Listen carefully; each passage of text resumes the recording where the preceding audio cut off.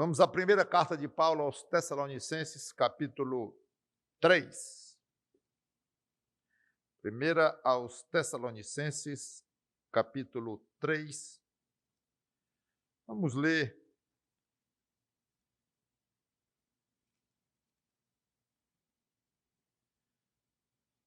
versículos 1 a 3.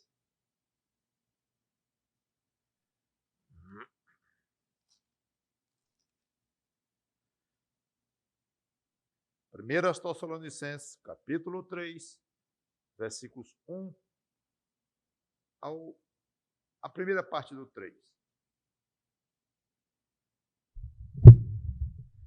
Pelo que, não podendo suportar mais o cuidado por vós, pareceu-nos bem ficar sozinhos em Atenas e enviamos nosso irmão Timóteo, ministro de Deus, no Evangelho de Cristo, em benefício da vossa fé, ou ministro de Deus no Evangelho de Cristo, para, em benefício da vossa fé, confirmar-vos e exortar-vos, a fim de que ninguém se inquiete com essas tribulações.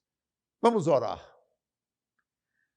Santo Deus, nosso bom Pai, obrigado pelo privilégio de mergulhar um pouco na Tua palavra e tirar coisas tão valiosas para o nosso tesouro de sabedoria, de conhecimento, que cada um vai guardando dentro de si ao estudar e perscrutar e ouvir as Sagradas Escrituras, que são a Tua palavra.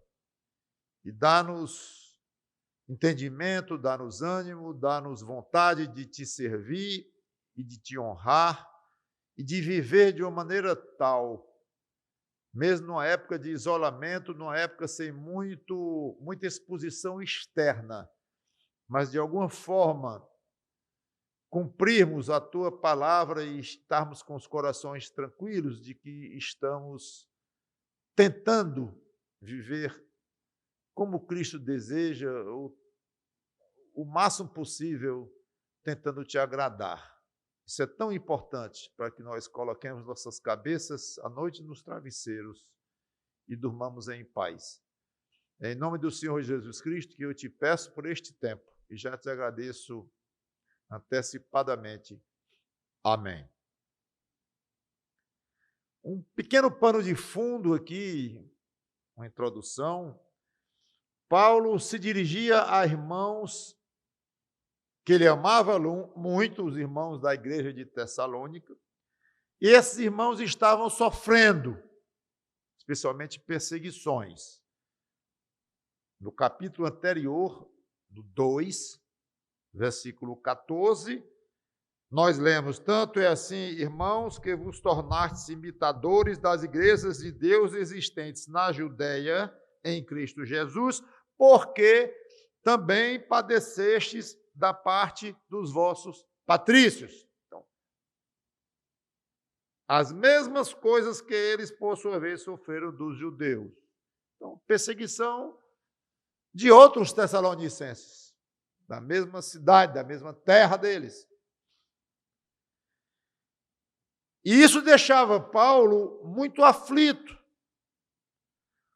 porque no versículo 20 do capítulo 2 ainda, que é o último versículo antes do 3, onde nós começamos o nosso texto, ele diz: sim, sois realmente a nossa glória e a nossa alegria. Então estavam maltratando, estavam perseguindo pessoas que eram a alegria de Paulo, eram a glória de Paulo, o que Paulo tinha para mostrar do seu trabalho, de apresentar para Cristo, para as outras igrejas, ali nascendo, no início da era cristã. E Paulo, como se diz, era louco por aqueles irmãos e eles estavam sofrendo. Paulo, então, obviamente, e ele deixa isso muito claro, diz: isso me aflige. E aqui está, então, o ponto de partida para a iniciativa de Paulo em tomar uma providência. Ele tomou a providência para dar vazão a essa aflição que ele ficou possuído. Qual foi a providência? Enviar Timóteo. Esse é o ponto de partida do que nós vamos ver aqui.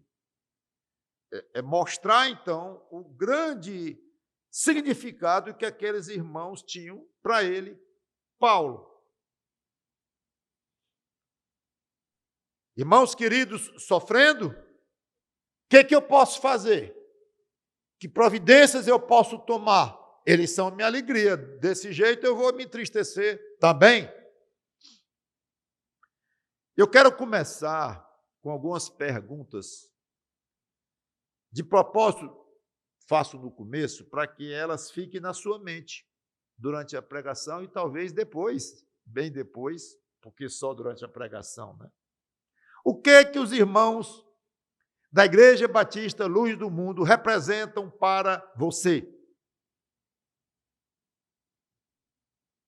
Eu gostaria que essa pergunta ficasse no seu coração.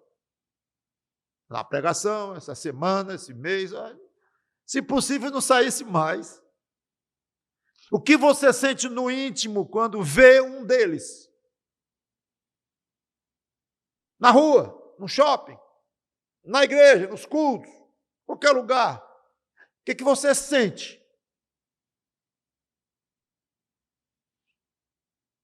Alegria, usando a mesma palavra, o mesmo sentimento que Paulo falou já com relação a eles? Você considera cada irmão da sua igreja como parte integrante da sua família na fé? É claro que essa pergunta poderia ser expandida para crentes em geral, mas fica muito mais complexa a pergunta. Primeiro, porque quando fala em outras igrejas, quando fala em questão de ter fé ou não em Cristo, aí as igrejas variam de doutrina, de pensamento, de atitude, de comportamento, fica bem mais complicado. Bem que poderíamos um dia dedicar um tempo a responder esta pergunta. Como é que nós nos relacionamos e vemos e sentimos com relação aos outros crentes, ou que se identificam como os tais de outras igrejas e tudo. Mas eu quero concentrar na igreja local, sem anular, obviamente, eu não poderia, a presença e a existência fortíssima de outros irmãos na fé, de crentes que levam a vida cristã a sério, como entendemos que nós aqui levamos. Então, não é, eu não quero com isso mostrar um exclusivismo de concentrar nos irmãos desta igreja e o resto é altamente secundário. Então, não, eu não diria isso de jeito nenhum. Mas que há uma diferença entre a maneira de enxergar e se relacionar com os irmãos da própria igreja e com irmãos de outras igrejas, é claro que é diferente, porque o plano de Deus é que, através da igreja local, ou que cada igreja local se constitua num ponto ali, ou numa base cristã para evangelizar, edificar os salvos, com pastores, com diáconos, os oficiais, os membros. A Bíblia diz que nós somos corpo de Cristo, de uma maneira geral, sim, mas inclui o aspecto local do corpo de Cristo, cada um na sua função. Então, o que é diferente, a relação entre um crente e o seu irmão da própria igreja e outro irmão de outra igreja, tem diferença? Tem. Não na essência, não na qualidade de salvos, é óbvio. Mas em termos de compartilhamento de trabalho, de serviço, de harmonia, de conhecimento íntimo, de saber problemas uns dos outros, então, é óbvio, é claro que é diferente. E é para ser mesmo. Então, é uma distinção que eu julgo saudável e normal.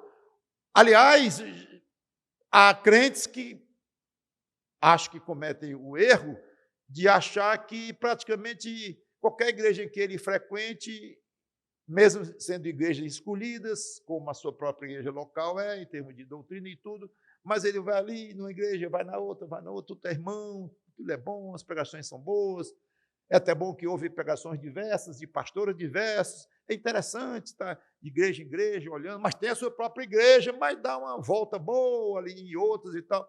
Não creio absolutamente que isso é saudável, biblicamente, por causa do serviço a ser concentrado na própria igreja. Mas já estou me estendendo muito mais do que eu gostaria nesta explicação, mas é que eu não quero absolutamente ser mal entendido nessa questão de como explicar a diferença entre irmãos da própria igreja e outros irmãos, e o fato de eu querer concentrar em irmãos da igreja, especialmente.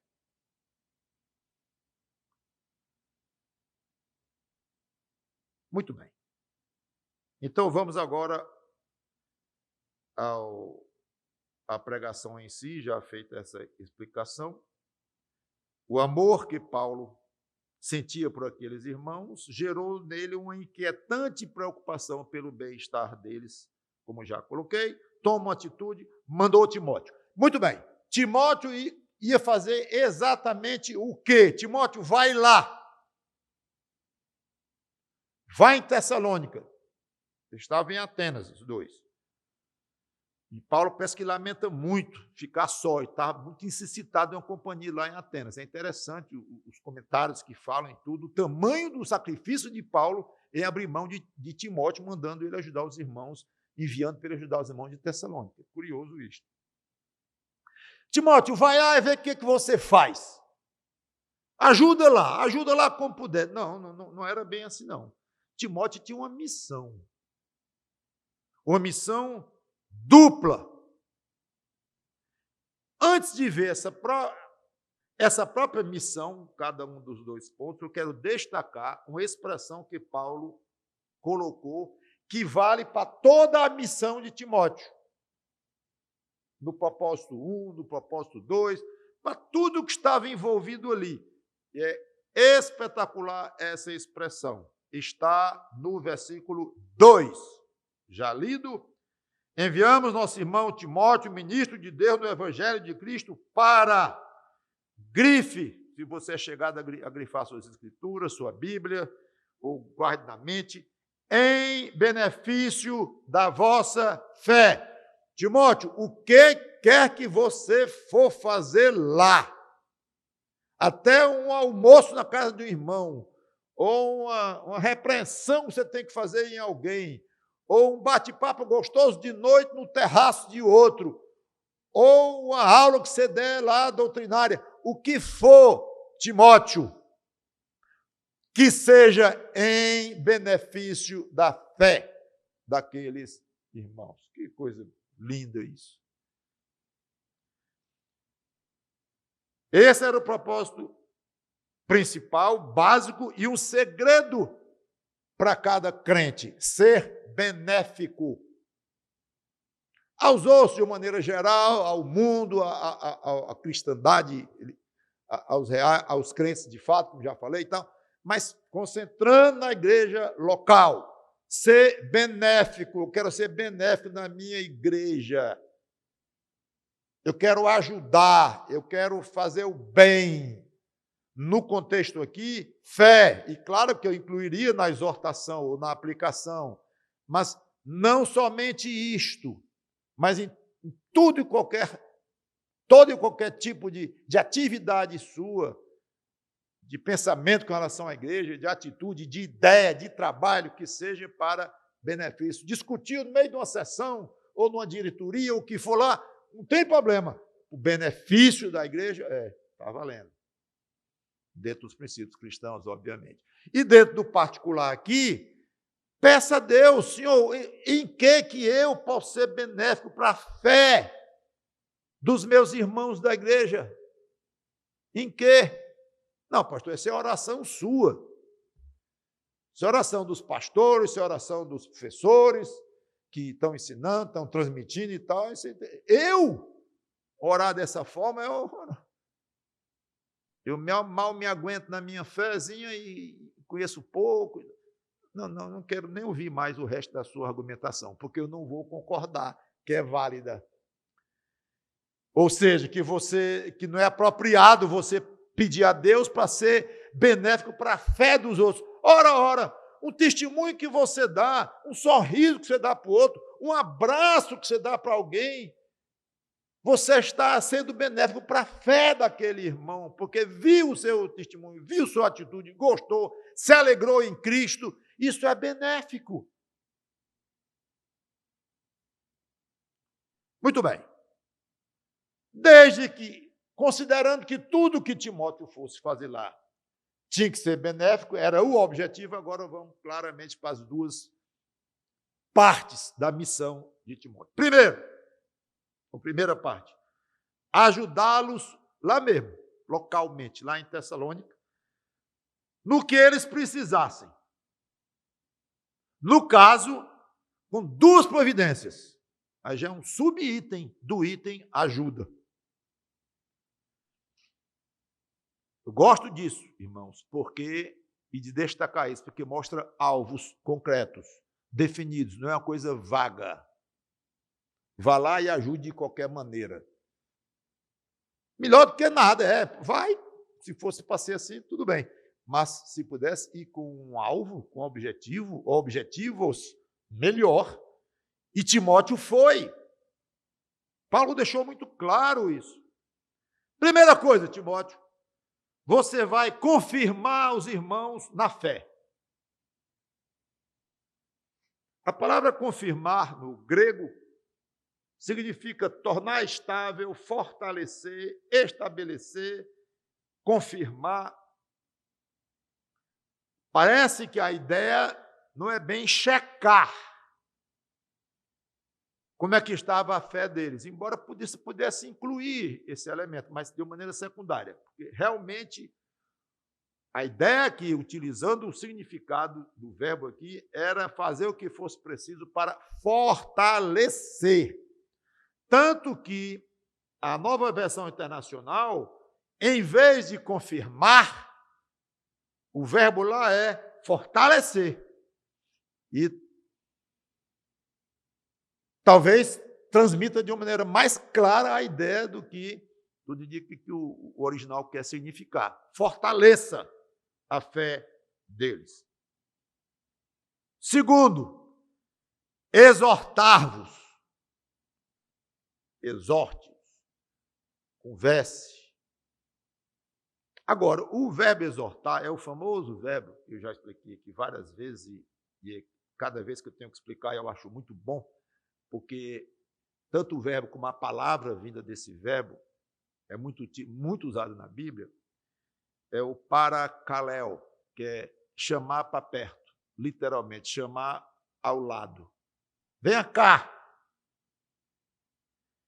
Literalmente significa isso. Mas venha cá para quê? Então, o sentido desse chamado venha cá, ele varia um tanto quanto. Então, ele é utilizado para exortar, apelar, confortar, animar, consolar, instruir.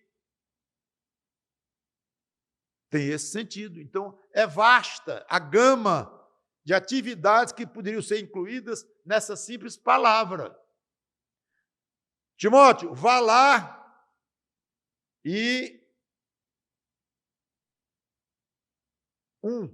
exorte, 2, console, 3, ampare, 4, apele, 5, anime, o que for preciso. Tudo incluído nesse verbo, que coisa interessante. Então, na realidade, a Nova Versão Internacional tem dar-lhes ânimo. A nossa, a que eu estou usando aqui, a atualizada, é exortar. Todas as duas são interpretativas, no sentido de que pensaram um sentido do termo parakaleo e jogaram o que os tradutores acharam mais de acordo. Não sei se teria um verbo mais geral para traduzir exatamente o do grego, que é muito vasto. Então, se uma versão diz, exorte os irmãos, Paulo dizendo para Timóteo, vá lá e exorte os irmãos, está certo. E se ele disser, vá dar ânimo aos irmãos, está certo, porque está incluído no verbo. Então, é como se dissesse, Timóteo, vá lá e qualquer um desses sentidos que forem, ou vários desses sentidos que você veja que há necessidade, faça, utilize dentro da ideia geral do verbo. Então, Timóteo pode ter usado vários ou todos desses sentidos lá. Muito bem. Resultado prático. Por que Paulo mandou Timóteo ir lá? Ele queria o resultado prático. Talvez até rápido do trabalho de Timóteo, pelo menos algum aspecto. Geralmente, trabalho espiritual pode ser muito longo, pode ser muito lento, mas às vezes nem tanto, às vezes a resposta é bem rápida. A fim de que, quando você vê essa expressão na Bíblia, preste atenção, é ouro, porque está revelando o propósito exato daquela passagem, no caso foi uma ordem, ou uma missão, ou um pedido, nos tira o trabalho, que muitas vezes, pela falta de expressão dessa, a gente identifica para que isso, por quê, qual é o alvo disso aqui? Aqui não, está muito claro. Sim, mas então, para que isso aí, Paulo? Para que Timóteo ir lá e fortificar a fé dos irmãos e animar, ou consolar, ou exortar e tal? Está aqui no versículo 3, a primeira parte onde eu parei o texto de ler. A fim de que ninguém se inquiete com essas tribulações.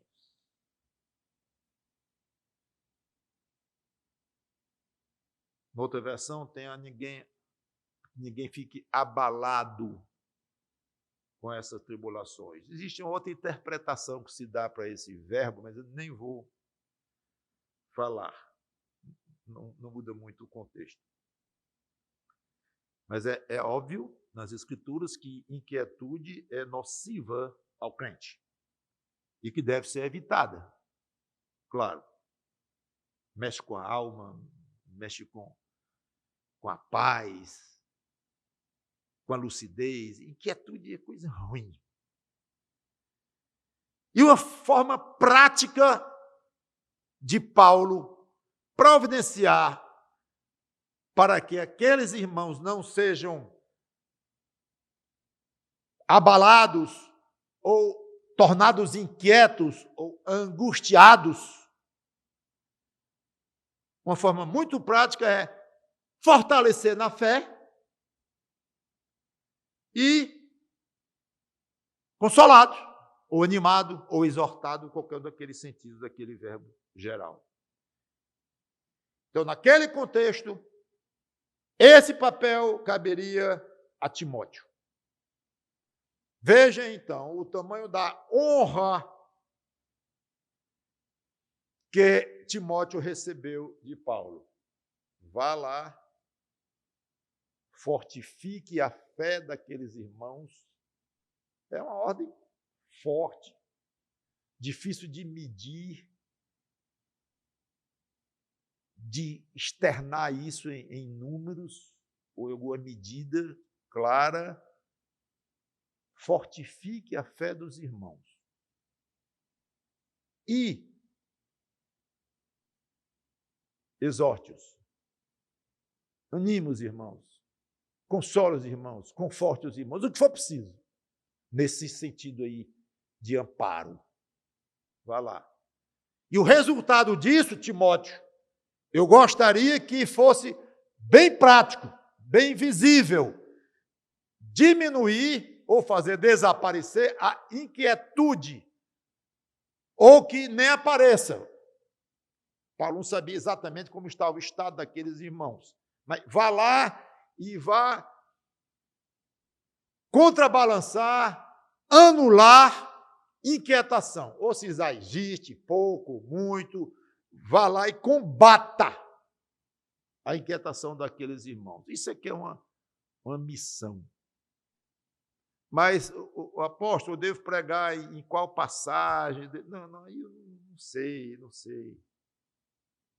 Aliás, o Novo Testamento, a maneira quase de dizer que o Novo Testamento nem estava pronto ainda, né? E o Velho estava, mas e eu devo pregar 3 vezes lá, marco uma conferência lá, e como é que eu faço? Uma programação lá.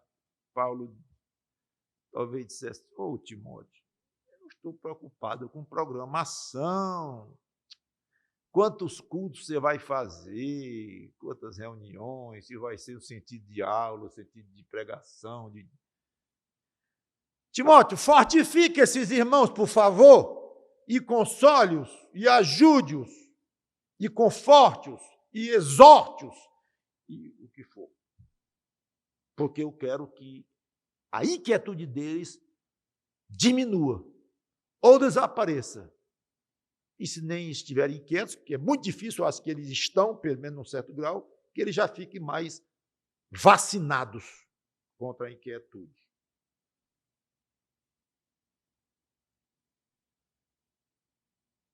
Essa honra de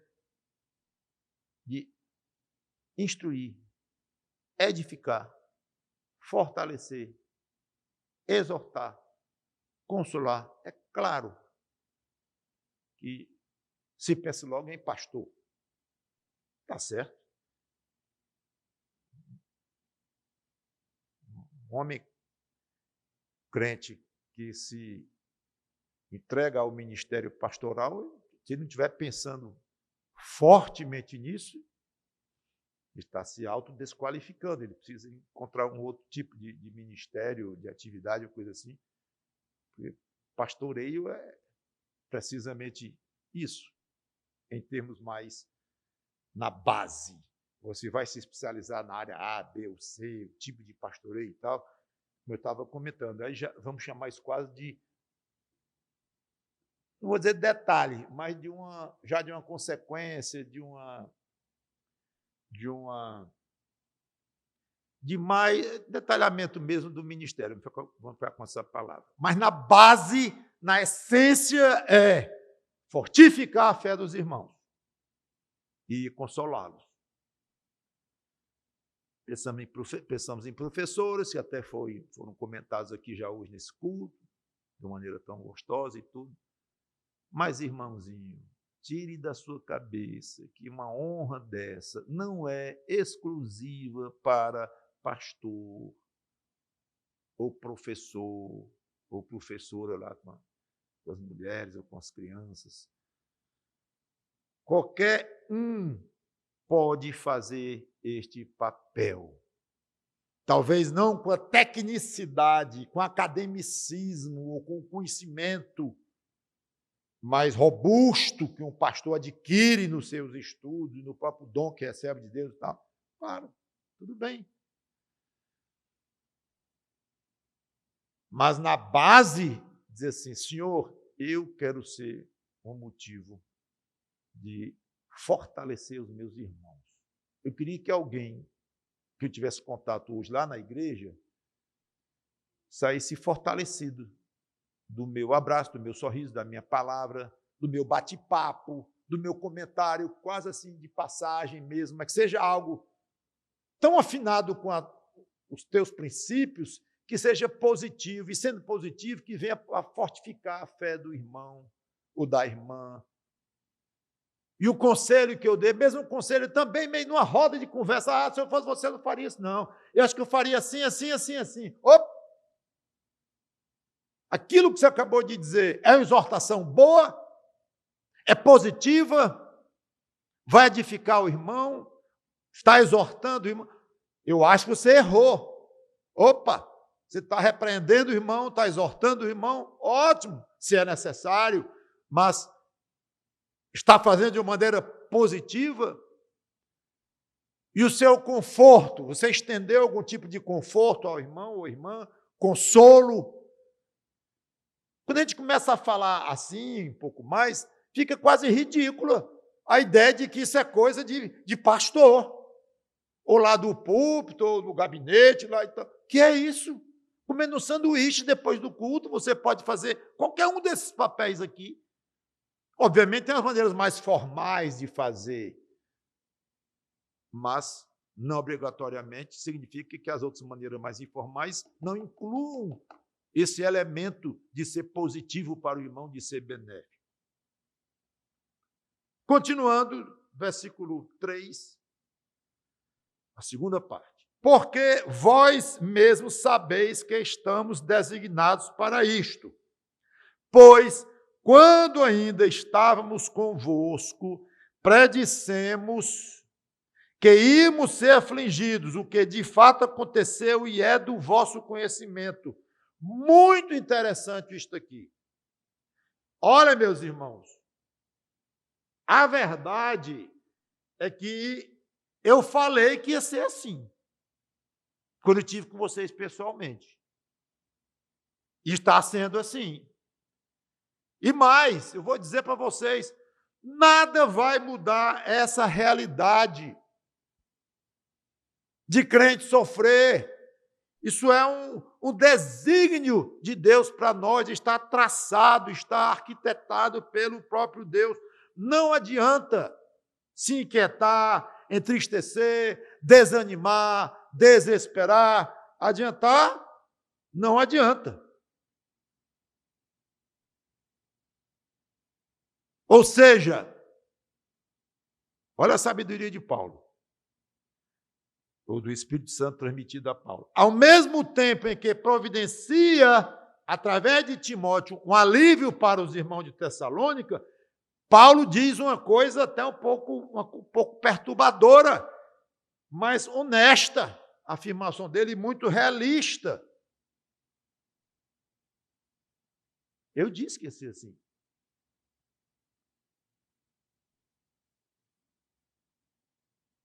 E Timóteo não vai resolver isso não, viu? Nem pense. Chegou o salvador da pátria aqui, né? Tessalônica. Timóteo, enviado pelo nosso querido apóstolo Paulo. Agora, bom mesmo se fosse Paulo próprio, que aí que o efeito ia ser maior, mesmo, talvez ia resolver isso aqui de uma vez por todas. Então, não esqueçam. Não tem Timóteo que resolva, não tem Paulo que resolva, não tem ninguém que resolva ir contra Deus. Primeiro, que eles não querem ir contra Deus. Segundo, porque não podem. E o que é que seria ir contra Deus? Suspensa toda e qualquer modalidade de sofrimento de todo e qualquer crente na terra. Isso aí contra Deus, a vontade e o que ele determinou para nós. Então são coisas paralelas. Paulo tinha obrigação diante de Deus de fazer o que ele pudesse. E o que ele pôs naquele contexto foi mandar Timóteo. Timóteo tem a obrigação de fazer o que ele pudesse. E o que ele podia naquele contexto era dizer, ok, Paulo, vou, e ter ido, e feito o que pôde fazer lá. Ótimo, Deus contava com isso, é importante isso. Mas, irmãos, é um princípio bíblico muito claro que muitos de nós demoramos a nos acostumar. O quê? Que o crente precisa saber de verdades duras e enfrentar a realidade das coisas. Isso é benéfico, saber das coisas como elas são, do que esperar, não em termos detalhados que não sabemos, mas em termos gerais que está traçado por Deus. Isso amadurece o crente. Nunca nós fomos iludidos pela palavra de Deus. É falso mestre quem diz que a conversão deve resultar numa vida aqui sem problemas. E pior é quando ainda não só insinuam, mas quando dizem mesmo que a presença de problemas na vida de alguém que se converteu é prova de desconfiança de Deus, de pouca fé, de estar desacreditando em Deus e tudo. Está errado, é só o contrário. Alguém que se converteu e não tem problema nenhum na vida, tudo bem, pode ter se convertido de fato. mas vai ser uma exceção tão grande que eu não saberia nem explicar, se é que existe. Existindo ou não, Deus é soberano para fazer suas exceções, mas o fato é que a regra, o que Deus estabeleceu, é sofrimento para os crentes. Claro, eu poderia dedicar várias pregações para mostrar esse princípio. Então, estou falando aqui quase de duas coisas ao mesmo tempo. Uma é o princípio, e que o crente vai sofrer aqui. Segundo, princípio também, e é saudável, que o crente saiba que é assim. Não é que o pastor aprende isso ao estudar as Escrituras, ou no seminário, ou seja lá onde for, ele aprende aquilo, mas segura. Não, eu não vou desanimar meu povo. Não, eu vou ser portador de má notícia, eu vou nada. Evangelho é boas notícias. Aí começa a inventar desculpa, mas não é assim, está errado. Evangelho é boa notícia para salvação, não tem nada a ver em chegar e dizer, vai ser assim.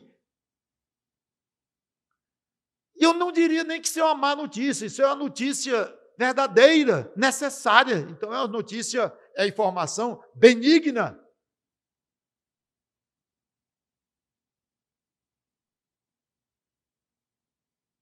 Pastores, professores, líderes, até de um pequeno grupo, ou da sua casa, sejam francos com os irmãos, com o povo de Deus. Não iludam com falsas promessas, com omissão de alguma parte para poder não entristecer ali e tal. Claro que, ocasionalmente, uma certa circunstância, a sabedoria talvez diga mesmo, não, isso aqui poupe agora disso, diga isso aqui amanhã ou depois, noutra fase. Tá. É claro, não estou falando o tempo todo tempo tem que ser o mais direto, o mais assim possível. Não. Mas como regra, como uma maneira de proceder, seja franco com todos e diga. E, ao mesmo tempo, procure ajudar no que puder. Segundo propósito, eu disse que a missão de Paulo tinha um propósito duplo. O primeiro, eu já falei, que é fortalecer os irmãos e utilizando o verbo, né, consolar, exortar, apelar, animar e tudo mais. Muito bem. E o segundo propósito? Timóteo, quando você voltar de Tessalônica, eu quero um relatório preciso. Após ver o estado da fé daqueles irmãos, no meio das tribulações, ele estava encarregado de levar um relatório para Paulo, porque Paulo estava interessadíssimo em saber o estado espiritual dos irmãos. Por isso é que ele mandou Timóteo ir para ajudá-los. E esse receio incluía que Satanás fizesse um trabalho maligno no meio deles. Versículo 5. Foi por isso que, já não me sendo possível continuar esperando, mandei indagar o estado da vossa fé. Aqui é quase a repetição dos versículos 1 e 2. Mas aí ele coloca um adendo aqui a mais.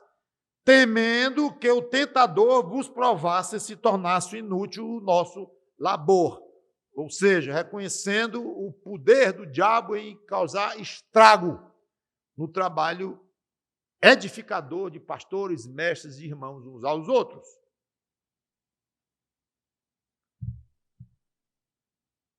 No nosso caso, eu sugeri lá no começo, fico pensando, o que você sente quando vê um irmão da igreja, ou em algum lugar, ou na própria igreja e tal, e se a alegria está incluído aí, amor e tal. Se você ama o seu irmão e tem alegria com ele, é natural que você esteja preocupado com o estado espiritual do irmão, da irmã. Novamente, eu tenho que insistir. Isso não é coisa só de pastor. Eu preocupado com o estado espiritual do irmão tal, da irmã tal, não tenho nada a ver com isso. Eu trato bem, eu precisar de ajuda, eu estou pronto, tal, mas eu preocupado com o estado espiritual do outro, isso é problema do pastor lá. Não é não. Essa preocupação vai mostrar se é genuíno a alegria que você diz sentir quando vê irmão, bem e tal, e gostar, e dar um abraço, e mandar uns zaps bonitos e tal.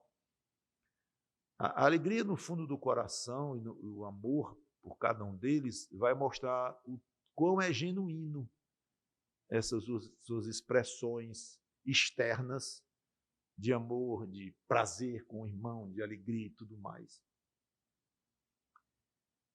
E esta preocupação vai se mostrar mais legítima ainda se ela resultar em alguma atitude sua. Não sei qual,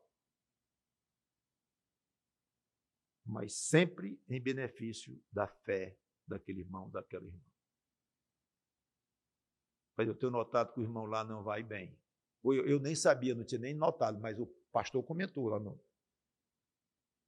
em algum momento, o outro irmão, o vídeo de irmão que a irmã fulana não está bem. E o que eu posso fazer por isso?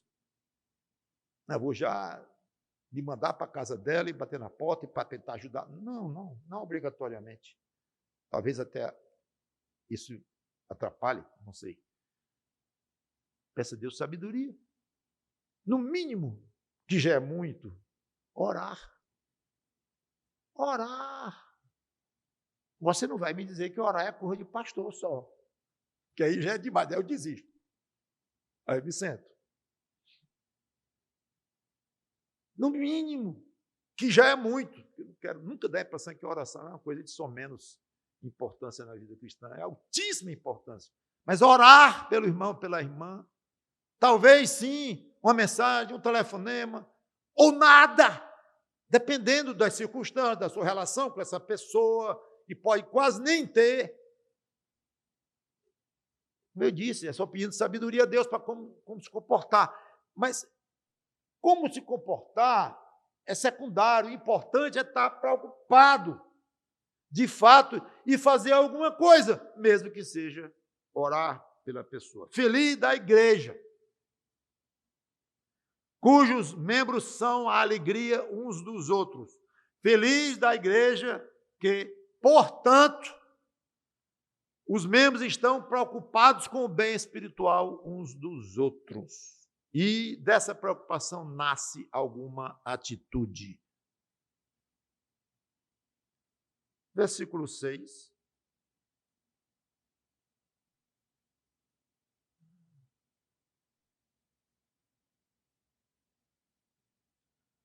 Agora, porém, com o regresso de Timóteo, vindo do vosso meio, trazendo-nos boas notícias da vossa fé e do vosso amor, e ainda de que sempre guardais grata lembrança de nós, desejando muito ver-nos, como aliás também nós a vós outros.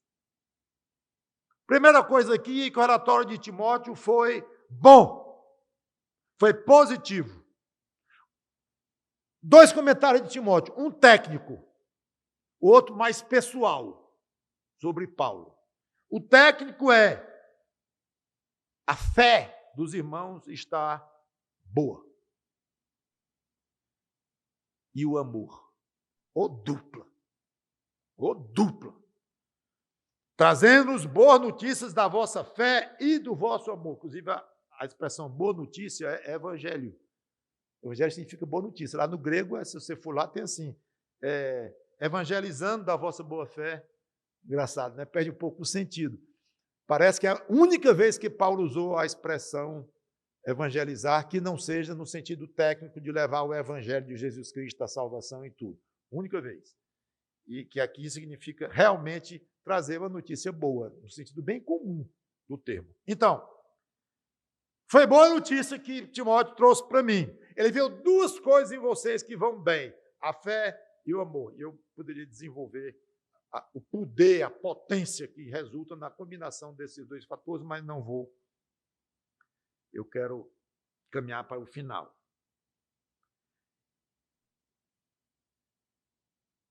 Mas Timóteo tinha uma notícia espetacular para Paulo também, de maneira particular. E ainda de que sempre guardais grata lembrança de nós, desejando muito ver-nos. Oh, notícia boa para o coração daquele servo, daquele trabalhador, daquele obreiro, colhendo o fruto de trabalhos tão arduamente realizados e sementes plantadas. Irmãozinho, irmã, qualquer que seja o seu trabalho a Cristo, faça com seriedade, com amor, com dedicação, porque você vai colher frutos benignos e agradáveis. Não posso garantir que serão nesta vida. Pode até ser que sejam. Paulo colheu aqui um exemplo claro, vibrando. Esse foi um dia feliz para Paulo. Espetacular isso. Sirva a Cristo, ajudando os irmãos, fortificando os irmãos. E, finalmente, o restante dos 6, que já li, inclusive, agora até o 10.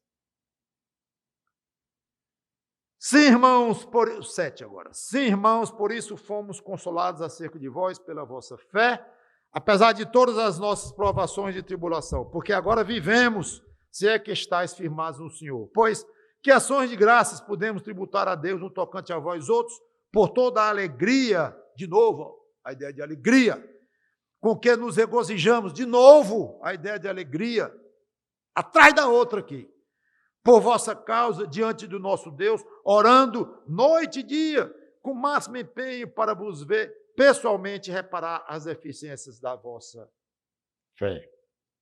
Quero só resumir aqui o final rico desse texto aqui. Primeiro, Paulo desejava muito, ele próprio, ver os irmãos. Então, se não foi, é porque não pôde, e mandou Timóteo. Segundo, a notícia de Timóteo sobre o sentimento dos irmãos com relação a Paulo consolou muito Paulo, que estava numa vida boa demais lá. Não, ele estava nas tribulações dele. Interessantíssimo, isso é importantíssimo. Talvez um dos aspectos mais importantes desta pregação. Paulo enviou Timóteo para consolar os irmãos porque estavam em tribulação. Só que ele próprio, Paulo, é que terminou sendo consolado, porque ele mesmo estava em tribulação. E quando ele diz que foi consolado com a notícia de Timóteo, ele usa o mesmo verbo, paracaléu, lembra que eu já falei dele? Aquele verbo geral, Paulo usa para ele próprio. A ideia, o resultado de eu ter consolado vocês, exortado, animado via Timóteo, é que vocês mandaram pelo próprio Timóteo uma notícia que me consolou, consolo dos dois lados. O consolador, Paulo, terminou sendo consolado pelos que ele consolou via Timóteo. Equação espetacular essa do cristianismo. E além de consolado, Paulo usa uma expressão que é até difícil de interpretar, parece meio exagerada. Aqui no versículo 8, porque agora vivemos. E Paulo estava morto. Mas foi exagero mesmo dele, vibrando. Nós nos sentimos aqui com vida nova. E nós usamos essa expressão muitas vezes no nosso português. Rapaz, eu adquiri vida nova. Eu estava tão ruim, tão no fundo do poço.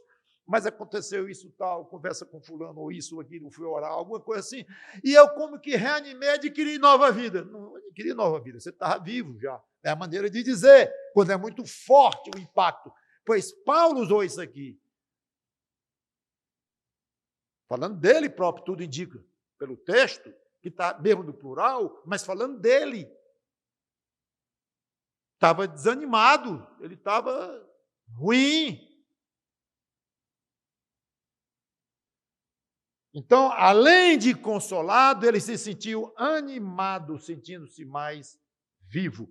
Ou seja, o grande Paulo era igual aos outros, sentia tristezas, depressões, causadas por tribulações, e também precisava da ajuda de outros, ajuda vinda até de outra cidade. Então, uma coisa linda de se observar na vida do grande apóstolo, que é uma beleza da vida cristã, uns ajudando aos outros. Não sei se você já passou pela experiência de você consolar alguém que estava sofrendo, coisa assim, e você que saiu consolado. Isso acontece de vez em quando. Na vida em Cristo não há grande, não há pequeno, não há melhor, não há pior, somos todos necessitados, tremendamente necessitados. Todos somos um no Senhor Jesus Cristo. Parte de um mesmo corpo, igualmente necessitados uns dos outros. E o próprio Paulo desenvolve isso melhor. Em Romanos e 1 Coríntios. Então, voltando, Paulo fez o quê? Animado, revivado, consolado, correu para Deus e foi orar. Aliás, eu estou usando a expressão correr para Deus, na realidade não é nem muito justo com Paulo, talvez, porque seria melhor dizer, ele continuava orando, porque ele tinha uma vida de oração. Mas é porque eu gosto muito dessa expressão e tenho usado aqui e acolá, e pretendo continuar usando, eu acho muito desafiadora. Corra para Cristo e vai dizer isso para ele. Corra para Deus como um menino, uma criança que vê uma coisa interessante na rua, no céu, e uma notícia boa, e chegou da prova com nota alta, ele corre para a mãe ou para o pai para contar a notícia e tal. E se ele se feriu, também corre para a mãe chorando, porque está sangrando e tal. Corre, corre. E eu gosto dessa ideia do crente correr para Cristo, para orar e falar e expandir o seu coração, ou alegre, ou triste, ou o que for, mas corra. E Paulo fez exatamente isso. Essa oração aqui, ele se refere aqui, ela é composta de agradecimento pelos irmãos que lhes davam tanta alegria. Você tem o costume de agradecer a Deus pelos irmãos da sua igreja?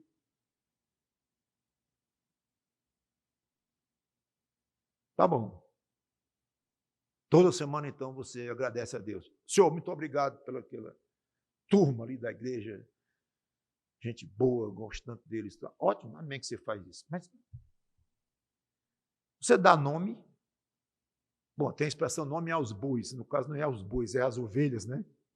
De Cristo, né? Você dá nome às ovelhas de Cristo quando você agradece por eles. Senhor, obrigado pelo fulano. Obrigado pela irmã tal, obrigado pelo tal. Aliás, obrigado é por todos. Nominalmente. Fica a sugestão. E para terminar, Paulo incluía, além do agradecimento, um pedido na oração. Ele pede a Deus para ver novamente os irmãos. E aqui encerro com uma observação muito interessante do texto. Sim, prazer de ver os irmãos de volta, se alegrar com os irmãos, estar lá se recreando com os irmãos que ele tanto amava, que davam tanta alegria a ele. Sem dúvida estava incluído. Mas também para reparar as deficiências da vossa fé.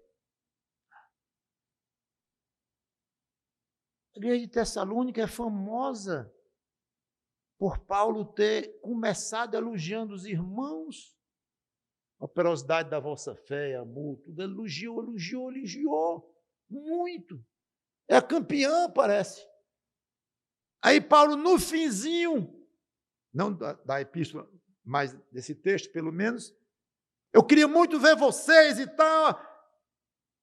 Entre outros motivos, para reparar as deficiências da vossa fé. Sabe o que é isso aqui? É o lado pastor de Paulo. Mesmo com as boas notícias da fé deles, ainda havia alguns defeitos a serem reparados. Alguns pontinhos que precisavam ser mais bem equilibrados, ajustados.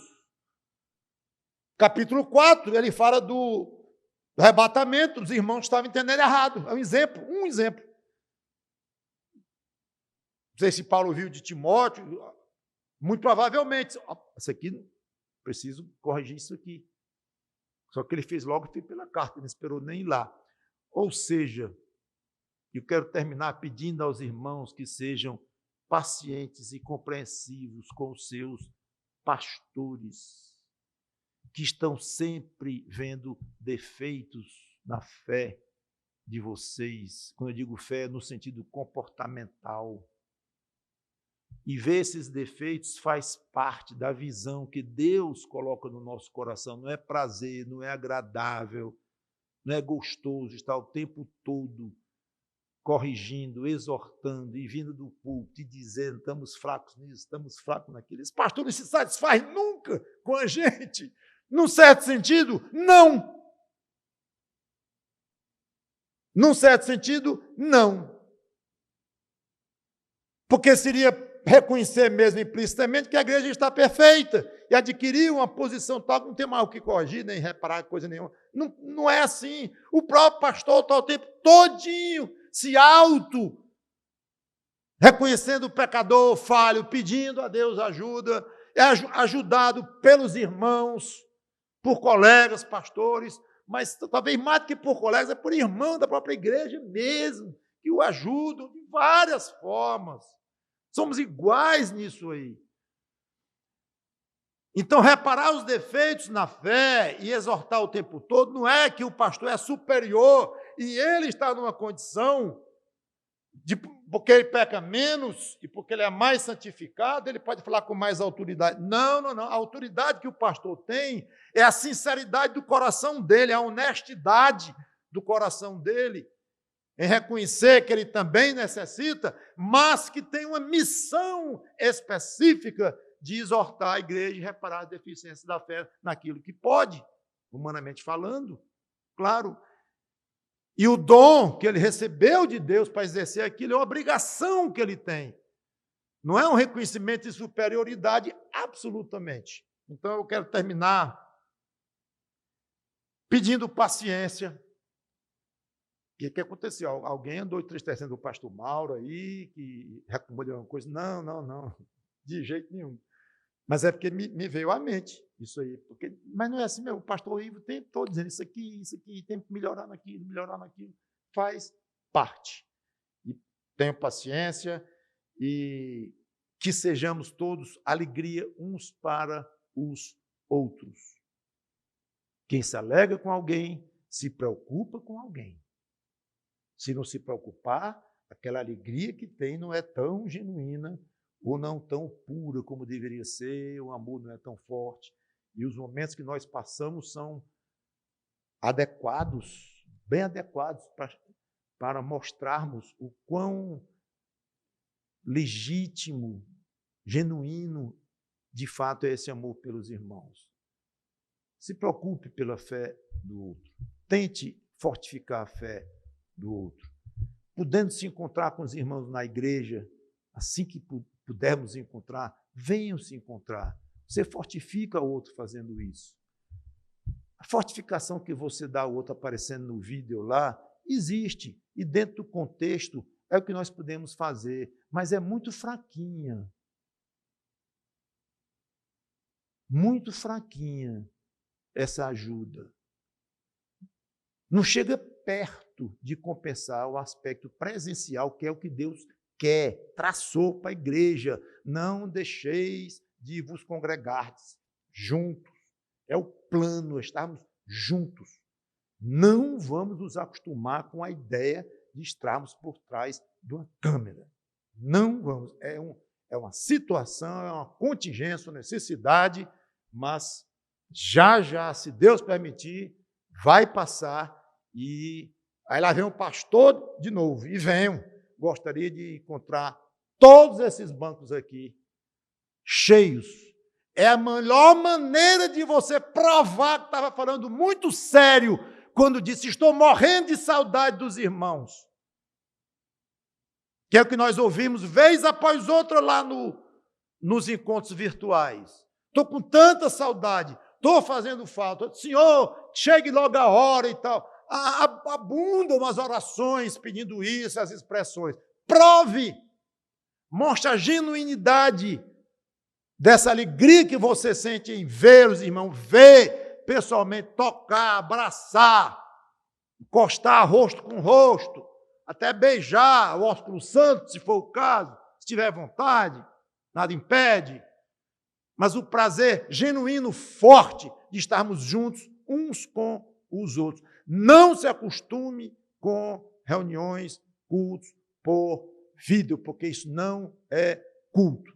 É um quebra-galho que utilizamos porque é o que nós temos. E Deus é muito poderoso, criativo e, obviamente, se utiliza disso para nos edificar. Mas podemos estar muito perto de ser submetidos a uma grande provação. Você que está em casa.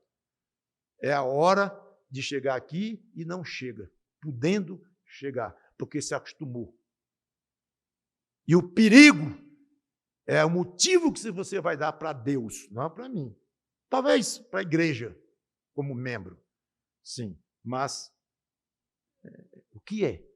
Não, é medo, é saúde. Veja isso fundo. Veja isso, faça o favor você próprio. Veja isso fundo no seu coração. Vamos orar.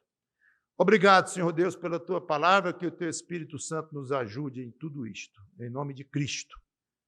Cristo, o nosso Salvador. Amém.